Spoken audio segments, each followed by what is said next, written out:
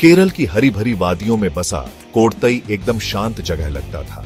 ताड़ के पेड़ हवा में धीरे धीरे झूमते थे। हवा में चिड़ियों की चहचहाहट गूंजती थी। लेकिन इस खूबसूरत जगह के नीचे एक काला राज छुपा था। ये धोखे, लालच और खून की कहानी है। ये कहानी है जिसने पूरे भारत को हिलाकर रख दिया। ये कहानी है जॉली जोसेफ की, वो औरत जो कोडतई साइनाइड मर्डर्स के नाम से बदनाम हुई। 14 सालों तक पोनमट्टम परिवार पर मौत का साया मंडराता रहा। जो एक के बाद एक हादसे लग रहे थे, वो जल्द ही एक खौफनाक सच बनकर सामने आए। इस कहानी के बीच में है जॉली जोसेफ, एक आम सी दिखने वाली गृहिणी। पोनमट्टम परिवार में शादी करके आई जॉली ने एक इज्जतदार छवि बनाई। वो हमेशा अच्छे कपड़े पहनती थी, बात करने में अच्छी थी और चर्च के कामों में आगे रहती थी। उसका पति रॉय थॉमस एक प्यार करने वाला और भरोसेमंद आदमी था। उनके 2 बेटे थे, या ऐसा सब मानते थे। रॉय के माता पिता टॉम थॉमस और अन्नाम्मा थॉमस समाज के सम्मानित लोग थे। खास तौर पर अन्नाम्मा अपनी दयालुता और उदारता के लिए जानी जाती थी। परिवार में रॉय के चाचा मैथ्यू मंजादील एक रिटायर्ड प्रोफेसर भी थे। सब मिलकर एकदम परफेक्ट परिवार लगते थे। लेकिन दिखावा धोखा दे सकता है। पहली त्रासदी 2002 में हुई। परिवार की मुखिया अन्नाम्मा थॉमस की अचानक मौत हो गई। उनकी मौत का कारण दिल का दौरा बताया गया। उस समय किसी को कोई शक नहीं हुआ। अन्नाम्मा परिवार की ताकत थी और उनके जाने से परिवार में एक बड़ा खालीपन आ गया। उन्हें क्या पता था कि यह बस एक बुरे सपने की शुरुआत है जो 1 दशक से भी ज्यादा चलेगा। शक के बीज बो दिए गए थे, लेकिन वो कुछ समय के लिए सोए रहेंगे, सही समय का इंतजार करेंगे। सवाल बना रहा, क्या अन्नाम्मा की मौत सच में कुदरती थी या कुछ और गड़बड़ थी? अन्नाम्मा की मौत के बाद के साल अजीबोगरीब और दुखद घटनाओं से भरे रहे। 2008 में रॉय थॉमस की खाना खाने के बाद अचानक मौत हो गई। उनकी मौत उनकी मां की तरह दिल का दौरा पड़ने से बताई गई। फिर 2011 में मैथ्यू मंजादील की बारी थी। उनकी भी रहस्यमय परिस्थितियों में मौत हो गई। 2 साल बाद 2014 में रॉय के कजिन की 1 साल की बेटी अल्फाइन की कथित तौर पर खाना गले में फंसने से मौत हो गई। कुछ ही महीनों बाद अल्फाइन की मां सिली का भी निधन हो गया, जिससे उनके पति और दूसरे बच्चे अनाथ हो गए। हर मौत अपने आप में दुखद थी, लेकिन एक ही परिवार में इतनी मौतों ने लोगों को सोचने पर मजबूर कर दिया। मोड़ तब आया जब 2016 में रॉय का भाई रोजो थॉमस विदेश से वापस आया। अपने परिवार की मौतों के हालात पर शक करते हुए उसने पुलिस में शिकायत दर्ज कराई। उसकी जिद के कारण आखिरकार पूरी जांच शुरू हुई। पीड़ितों के शवों को कब्र से निकालकर जांच करने पर एक चौंकाने वाला सच सामने आया। उनके अवशेषों में साइनाइड के निशान मिले। सारे सबूत जॉली जोसेफ की तरफ इशारा कर रहे थे। वो हर मौत में शामिल थी। जांच से पता चला कि जॉली ने कई सालों तक अपने पीड़ितों को साइनाइड मिले खाने या पीने की चीजों से झड़ दिया था। उसका मकसद लालच, ताकत और परिवार की दौलत और संपत्ति पर कब्जा। भाग 6, नकाब के पीछे जॉली के दिमाग में झांकना। जैसे जैसे जांच आगे बढ़ी, जॉली जोसेफ की एक खौफनाक तस्वीर सामने आने लगी। वो एक माहिर धोखेबाज थी जो अपने आसपास के लोगों को बेवकूफ बनाने में माहिर थी। उसने इज्जतदार होने का दिखावा किया और साथ ही अपनी खतरनाक योजनाओं को अंजाम दिया। विशेषज्ञों का मानना है कि जॉली किसी व्यक्तित्व विकार, शायद मनोरोगी से पीड़ित रही होगी। सहानुभूति की कमी और समाज में घुल मिल जाने की क्षमता ने उसे एक आदर्श अपराधी बना दिया। उसने अपने किए पर कोई पछतावा नहीं दिखाया, यहां तक कि जब उसे पुख्ता सबूतों का सामना करना पड़ा। किस बात ने एक आम गृहिणी को इतने जघन्य अपराध करने के लिए प्रेरित किया? भाग 7, न्याय का पहिया घूमता है, मुकदमा और परेशानियां। जॉली जोसेफ का मुकदमा 2019 में शुरू हुआ। इस मामले ने पूरे देश को अपनी गिरफ्त में ले लिया। हर मोड़ सुर्खियां बनता रहा। हालांकि जॉली ने पूरे मुकदमे के दौरान अपनी बेगुनाही का दावा किया।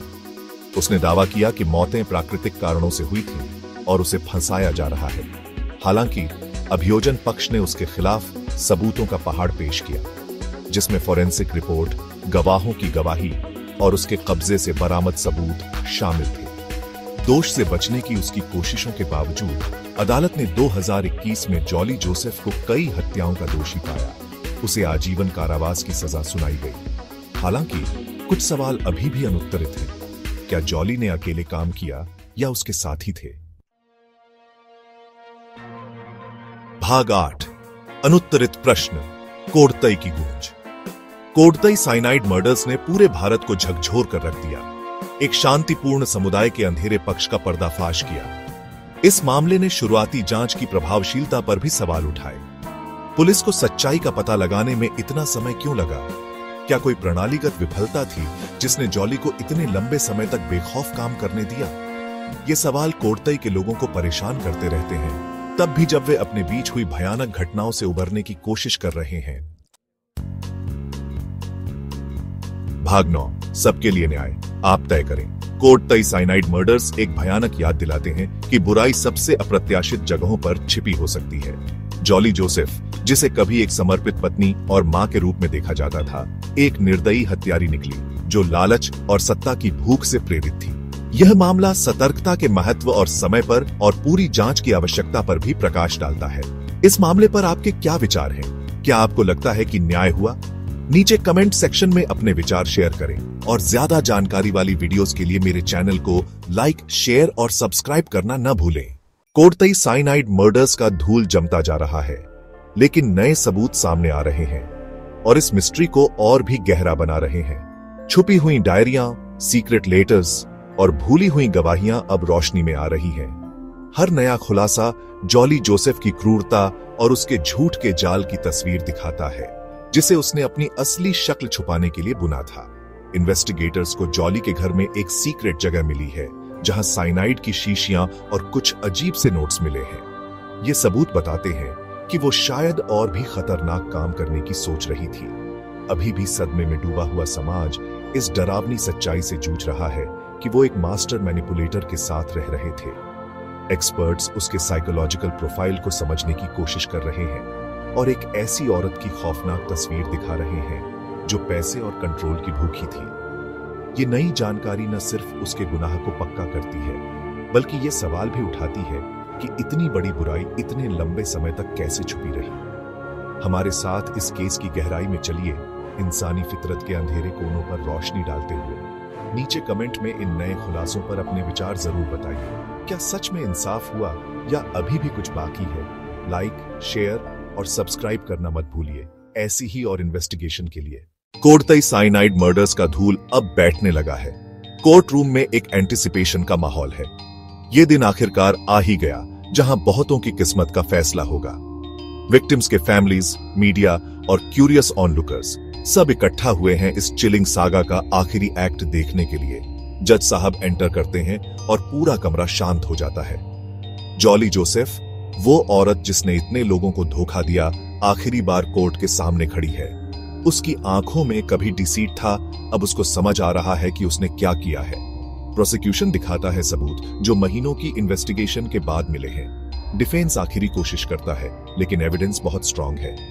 एक पल में, जो कि बहुत जल्दी भी लगता है और बहुत लंबा भी, जज साहब वर्डिक्ट सुनाते हैं, गिल्टी। ये शब्द पूरे कोर्ट रूम में गूंजता है। कुछ लोगों को क्लोजर मिलता है और कुछ लोगों को जिंदगी भर का लॉस। जैसे ही जॉली को ले जाया जाता है, कोडतई के लोग हील होने लगते हैं, जानते हुए कि जस्टिस भले ही लेट हुई हो, लेकिन मिली है।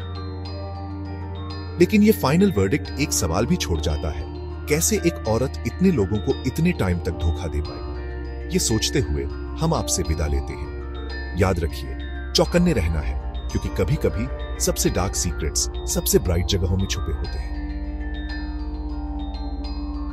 इस जर्नी में हमारे साथ जुड़ने के लिए धन्यवाद। लाइक, शेयर, सब्सक्राइब करना मत भूलना और इन डेप्थ इन्वेस्टिगेशंस के लिए। और फाइनल वर्डिक्ट पे अपने विचार कमेंट्स में